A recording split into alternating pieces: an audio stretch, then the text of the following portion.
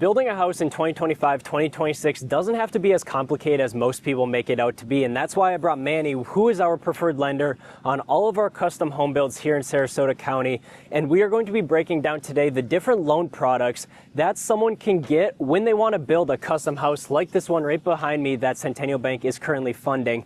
And this is a question I get asked quite often because not many people are familiar with the CP world, the construction world, because they're all used to buying and selling pre-existing houses. But for a lot of people, building a house is a very exciting process. It is also very nerve-wracking because there is a lot of unknowns in the construction world when you do not work with the proper people. Hence why I'm making this video today with you guys to show you guys and break down all the little known facts that people may have about construction loans and some misconceptions as well, because when Manny breaks it down, it is super simple to understand and it's not as complicated as one may think. So before we jump in and talk about all this, if you guys want to know more information on the building process, the loan process, anything like that, you can reach out to me and my team with our contact information down below. And you guys can go walk through, such as this house that we are building right now and some of the other ones we are building in Northport and going to be breaking ground in Sarasota. So Manny, I appreciate you coming on this video with me today. And I know we have a good relationship with Centennial Bank right now, building with them, working with them, going through all the loans.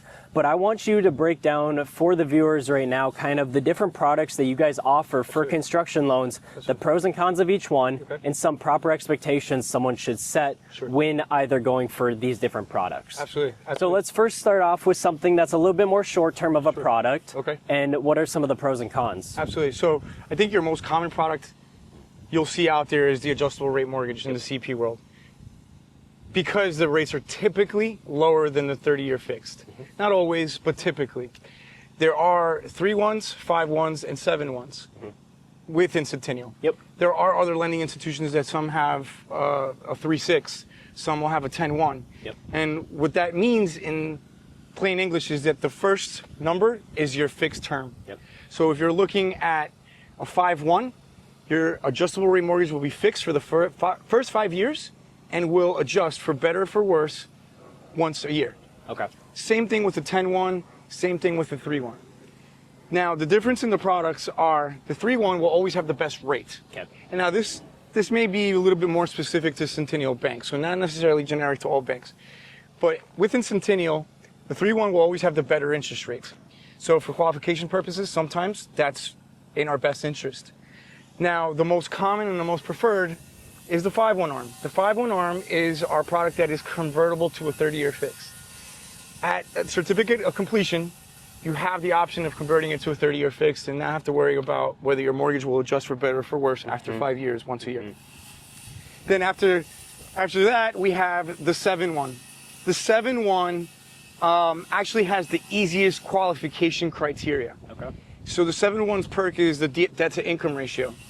On most adjustable rate mortgages, because it can change on you, for your own protection, the lender will qualify you 2% above note rate. Okay. So you won't ever run the risk of being too tight on the payment. Right. So let's just put this into perspective. So let's just say the interest rate, now this is not today's world, but let's just say the interest rate is 6%. Correct. They have to qualify them at 8%, correct? Okay. Yes, exactly. Even though they're not charging them 8%. Correct. 6% is what they would be charged, Exactly. but they have to qualify them at 8% for any Exactly. fluctuations that may happen. Exactly. So obviously 3-1 ARM is going to give you the best interest rate, Correct. but it's very short term, Correct. shortish term. Correct.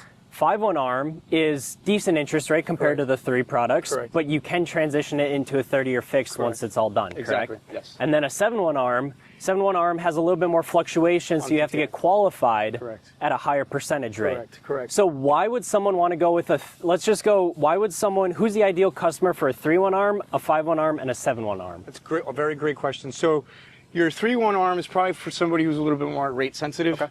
Who is just focused on having a lower payment and a lower rate for X amount of time.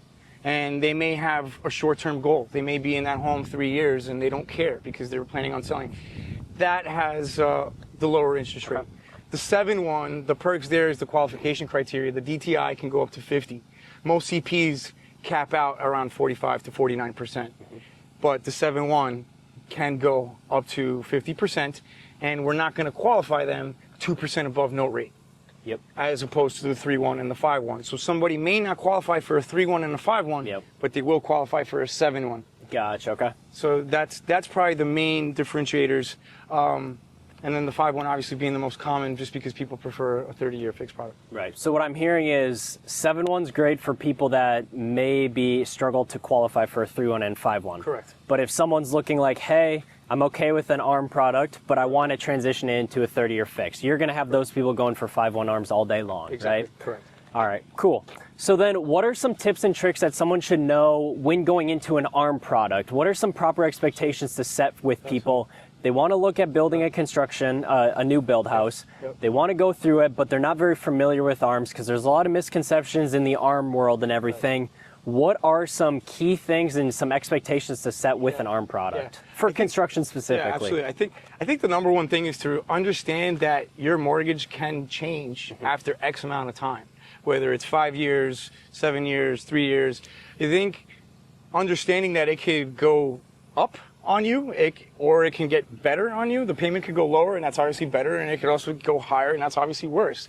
I think that's the biggest thing that people should be aware of, because I get many phone calls saying, hey, I just saw the Fed cut rates. Why is my mortgage payment not going down? Yeah.